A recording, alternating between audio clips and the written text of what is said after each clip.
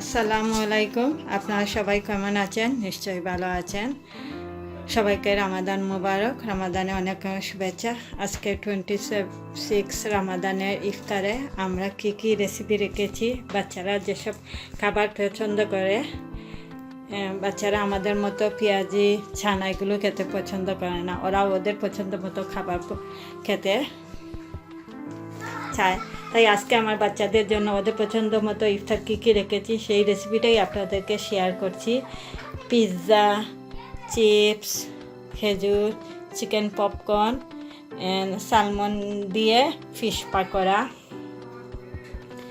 Mango সালাদ, তরমুজ, homemade কালোজাম, homemade jalebi, এগুলো recipe আমি আপনাদেরকে আমার ইউটিউব চ্যানেলে শেয়ার করব। বড় চিংড়ি ফ্রাই, দই এবং হটপটের মধ্যে আমি রেখে দিয়েছি ঠান্ডা না হওয়ার জন্য। এখানে আলু পাকোড়া, পেঁয়াজু এবং ড্রিঙ্কস হিসাবে আছে ঠান্ড বুরহানি, আজকে বানিয়েছি আমি। এই দেখুন হটপটের মধ্যে রেখে দিয়েছি পাস্তা, যেটা ঠান্ডা হবে না, রেখে দিলে খিচুড়ি, বোনা এবং ছানাবাজি।